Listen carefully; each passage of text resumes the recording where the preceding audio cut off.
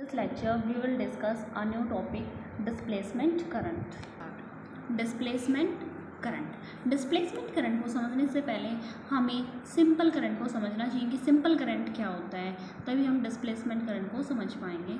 तो इसके लिए हमारे पास एक कंडक्टर लिया गया, जैसे कि कंडक्टर लिया था, हमने एक कंडक्टर लिया और कंडक्टर को जैसे कि बैटरी से कनेक्ट होता है, बट हम एक सिंपल कंडक्टर ले रहे हैं। सिंपल कंडक्टर में हमारे पास इलेक्ट्रॉन्स होते हैं, electrons going through that conductor, electrons move करते हैं इस कंडक्टर के अंदर। इलेक्ट्रॉन्स मूव कर रहे हैं अगर किसी कंडक्टर के अंदर, तो क्या होता है, what happen then if an conductor electrons moves और अन मूविंग इलेक्ट्रॉन, जो मूविंग इलेक्ट्रॉन है, then create a current. Current हमारे पास आई करंट हमारे पास क्रिएट होता है। जो करंट है वो किससे क्रिएट होता है, तो current is create by the motion of electrons, electrons के मोशन से क्रिएट होता है। And drift velocity of electrons, electrons की ड्रिफ्ट वेलोसिटी से। There is an always current, जहाँ पे मतलब मोशन ऑफ इलेक्ट्रॉन्स होगा या फिर इलेक्ट्रॉन्स की ड्रिफ्ट वेलोसिटी होगी, वहाँ पे हमारे पास करंट एग्जिस्ट करेगा। और करंट को हम किससे डिनोट करते हैं, I = Q/T, ये हमारे पास करंट को नोट करते हैं। If a needle is placed on the conductor, अगर एक कंडक्टर है उसके ऊपर हम निडल को प्लेस कर रहे हैं, एक निडल हमने इस पर प्लेस्ड की है इस कंडक्टर के अंदर और इलेक्ट्रॉन्स मूव कर रहे हैं, क्या ये निडल डिफ्लेक्ट करेगी या नहीं करेगी, इज इट डिफ्लेक्ट और नॉट। अब ये डिफ्लेक्ट करेगी या नहीं करेगी, इसका आंसर कैसे देंगे हम। अगर इलेक्ट्रॉन्स हैं हमारे पास कंडक्टर के अंदर, वो मूव कर रहे हैं और हम किसी कंडक्टर को एक्सटर्नल बैटरी से कनेक्ट करते हैं, तो वहाँ पे मूवमेंट ऑफ इलेक्ट्रॉन्स होती है। अगर वो इलेक्ट्रॉन मूव कर रहे हैं तो हमारे पास करंट क्रिएट होगा, हमारे पास यहाँ पे करंट क्रिएट होगा जब इलेक्ट्रॉन्स यहाँ पे मूव करेंगे। करंट क्रिएट होने की वजह से क्या करता है, अगर किसी कंडक्टर में करंट क्रिएट हो रहा है तो वहाँ पे मैग्नेटिक फील्ड एग्जिस्ट करता है। यहाँ पे मैग्नेटिक फील्ड लाइन्स हो जाती है, मैग्नेटिक फील्ड प्रोड्यूस हो जाता है अगर हमारे पास करंट होता है किसी कंडक्टर में। इस मैग्नेटिक फील्ड की वजह से हमारे पास जो निडल है वो डिफ्लेक्ट करेगी, जो निडल डिफ्लेक्ट करेगी, इसके ये एंड ऊपर की साइड भी डिफ्लेक्ट कर सकती है, ये निडल ऊपर की साइड भी डिफ्लेक्ट कर सकती है और ये नीचे की साइड भी डिफ्लेक्ट कर सकती है।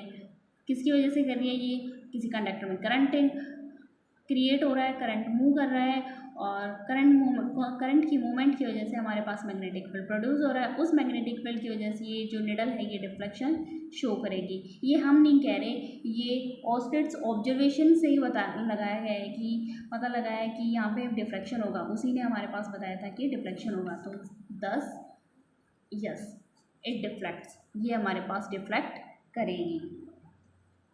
अब इससे हमारे पास एक एम्पियर्स इक्वेशन आती है from amperes equation. Amperes equation क्या कहती है, अगर कोई वायर है, ऐसे ये वायर है, इसके अंदर हमारे पास I करंट फ्लो कर रहा है और ये हमें क्लोज लूप में ले रहे हैं, अगर ये करंट फ्लो कर रहा है तो ये इक्वेशन कैसे देती है इसके लिए, तो एम्पियर्स इक्वेशन हमारे पास होती है close loop B vector dot dl equals to mu naught I।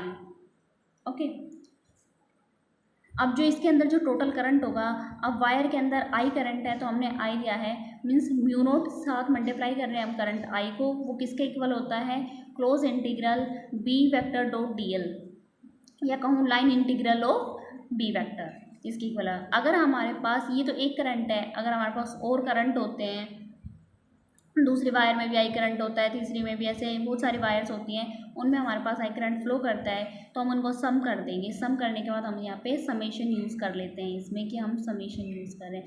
अगर ये हमारे पास कॉन्टिन्यूस करंट था, अगर ये कहूँ कि एक में पॉजिटिव है एक में नेगेटिव है, मतलब अपोजिट करंट फ्लो कर रहा है, तो हम उसमें से माइनस कर देंगे। ये हमारे पास थी amperes equation. Okay, amperes equation कहती क्या है, ये कहती है अगर किसी वायर में या फिर कहूँ किसी कंडक्टर में इफ़ करंट एग्जिस्ट कर रहा है, करंट है देन मैग्नेटिक फील्ड एग्जिस्ट। अगर करंट है तो मैग्नेटिक फील्ड एग्जिस्ट करेगा।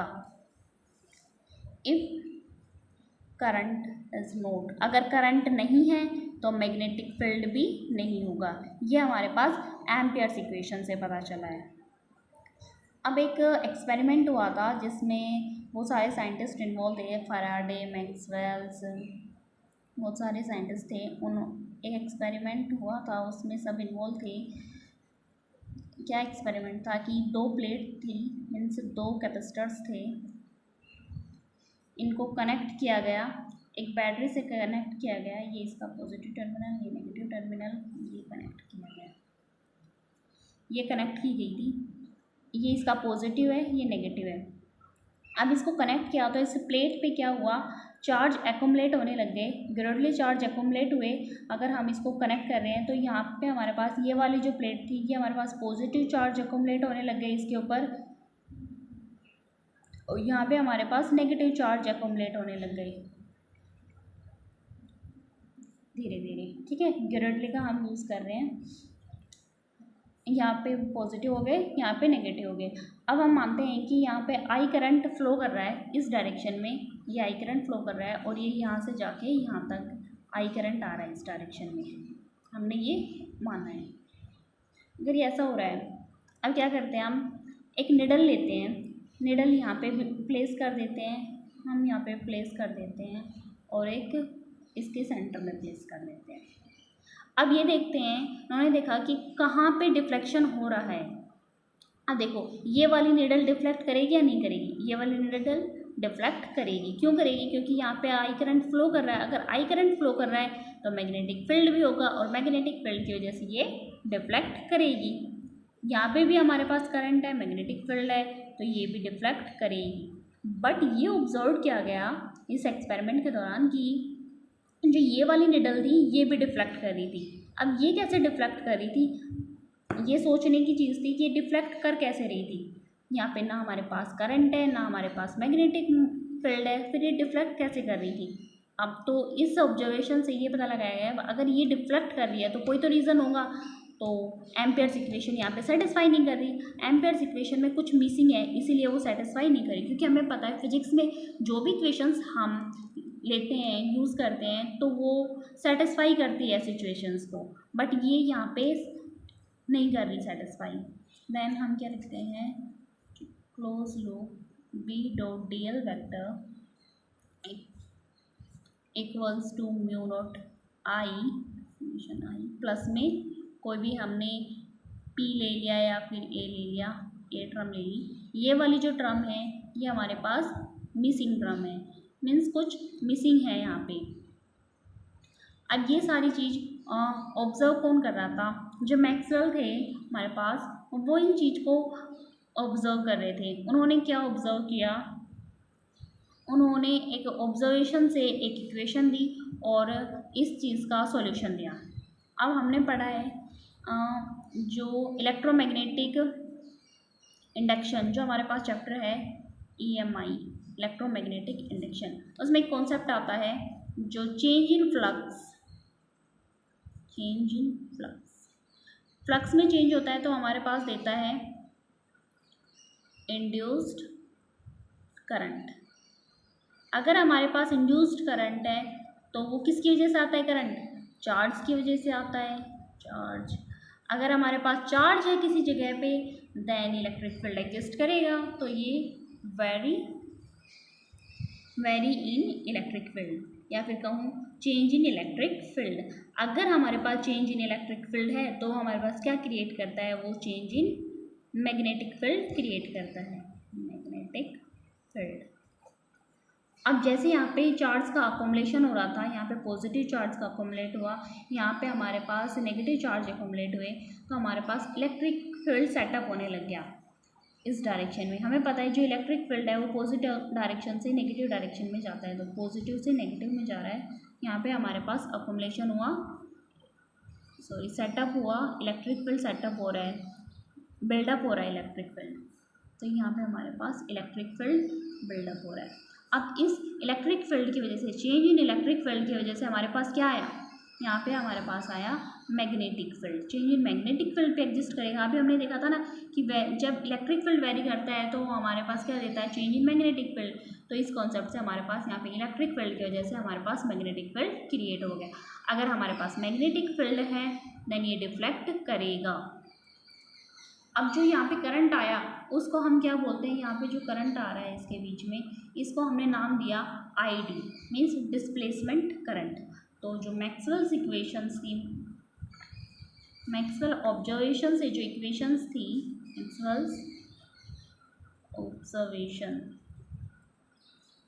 इससे हमारे पास इक्वेशन क्या आई, close loop B.dl vector equals to mu naught I। जो I है ये हमारे पास, हम यहाँ C ले रहे हैं, मतलब कंडक्शन करंट ले रहे हैं, प्लस में म्यू नॉट, और जो करंट हम ले रहे हैं यहाँ पे वो हम ले रहे हैं ID, डिस्प्लेसमेंट करंट। अब ये डिस्प्लेसमेंट करंट यहाँ पे आ रहा है, इसकी हम वैल्यू निकालेंगे कि डिस्प्लेसमेंट करंट कितना आएगा। इस डिस्प्लेसमेंट करंट की जो वैल्यू को निकालने के लिए हम यूज़ करेंगे जो इलेक्ट्रिक फील्ड हम प्लेट्स में निकालते हैं, जैसे कि electric field due to positive plates. जो पॉजिटिव प्लेट से जो इलेक्ट्रिक फील्ड आता है वो हमारे पास कितना आता है, ये हमारे पास आता है E1 ले लेते हैं हम, E1 equals to sigma by 2 epsilon naught. ये आ गया हमारे पास E1 की वैल्यू। इलेक्ट्रिक फील्ड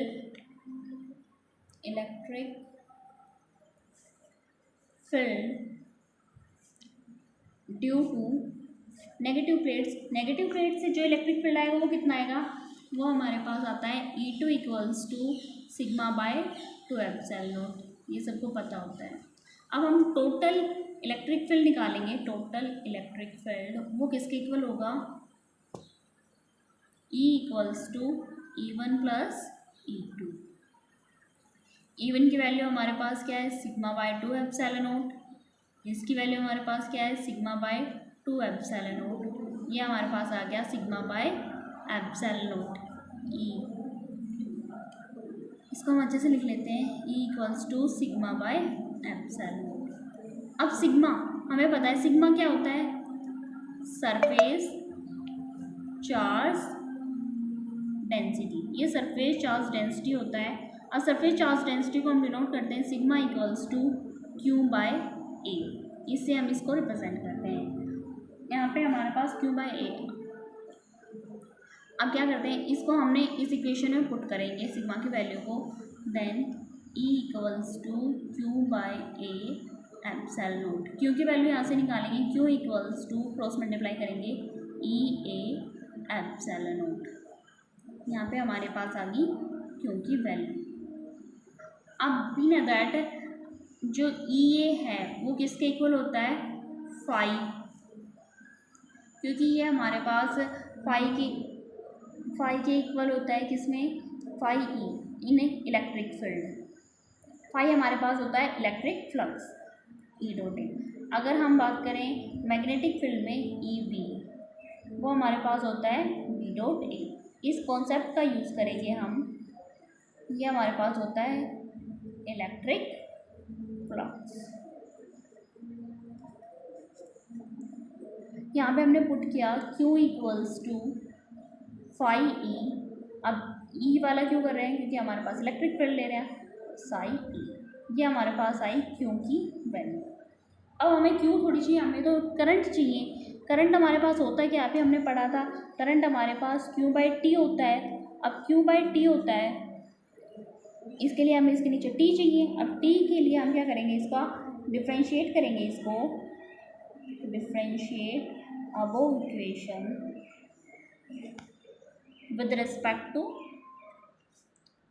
T के साथ इसको डिफ्रेंशिएट करेंगे, then dQ by dt equals to, इसको डिफ्रेंशिएट करेंगे T के साथ d phi E by dt और psi naught. Okay, epsilon naught आ गया, ये इतनी इक्वेशन आ गई। अब इसका तो होगा नहीं डिफ्रेंशिएशन, अब ये वाली जो टर्म है dq/dt, ये हमारे पास इक्वल होती है id मीन्स डिस्प्लेसमेंट करंट। ये आ गया हमारे पास epsilon naught d phi e by dt। ये हमारे पास आई है वैल्यू id डिस्प्लेसमेंट करंट।